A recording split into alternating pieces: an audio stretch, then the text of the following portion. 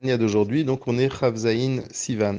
Donc la Nourazaken nous explique qu'effectivement maintenant, comme on a expliqué hier, Sovev Kol Almim, eh bien Akadosh Baruch Hu va aussi donner ses bienfaits, sa Hashpara, Beprinat Memale Kol Almim. Qu'est-ce que ça veut dire qu'il est Memale Kol Almim? Ça veut dire qu'Akadosh Baruch Hu va aller jusqu'à la création elle-même. Cette création, elle est limitée. Donc plus cette création, elle est limitée, et plus Akadosh Baruch Hu va descendre vers elle, ce serait comme l'exemple qu'on donne souvent, l'exemple d'un enseignant, que pour pouvoir faire passer l'enseignement, le message, eh bien, il faut pouvoir descendre jusqu'aux limites de l'élève. Et comprendre les limites de l'élève, c'est permettre justement à ce que le message puisse vraiment bien passer. De la même manière, pour Akadosh Baruch Hu, il va descendre jusqu'à chacune des créations, et c'est ce qu'on appelle Memale Kohanim, c'est-à-dire qu'il ne va pas donner à l'un comme il donne à l'autre. De la même manière que pour un enseignement ou une connaissance, on ne peut pas parler à chacun de la même manière parce que le message ne passerait pas.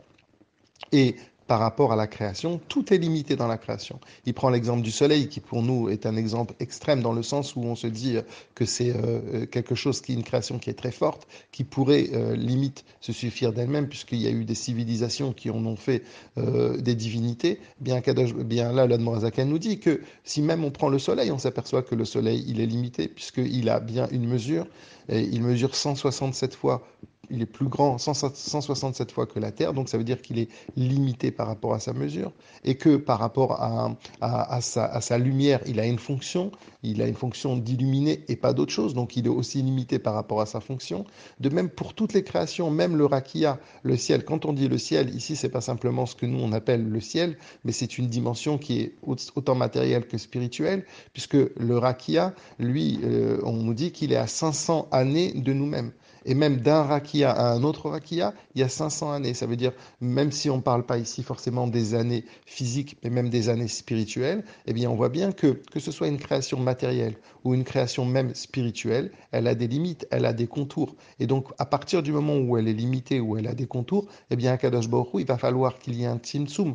Donc, il n'y a pas plus d'Hachem, si l'on peut dire, plus on va monter dans les olamotes spirituels. Et Hachem, il est toujours obligé de se contracter, de faire le tzimtzum pour arriver justement à faire passer la lumière, quel que soit le nivra. Et donc c'est ça justement l'idée que Memale Kohanim va s'exprimer beaucoup plus l'idée du tzimtzum, de la contraction, alors que quand il y a un or qui est Sovev Kohanim, qu'Akadosh Baruch Hu va donner de manière égale, à ce moment-là, Hachem, il y aura moins de tzimtzum, mais la chose, elle va être quand même saisie. Parce qu'on ne peut pas dire, par exemple, qu'une personne vit plus qu'une autre personne.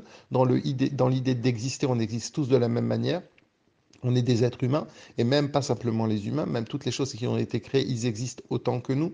Une pierre existe autant qu'un être humain. Donc dans ça, c'est le or qui est Sovev Kol Almin, c'est ce qu'on a expliqué hier. Et dans ça même, Akadosh Baruch Hu, il saisit entièrement la chose.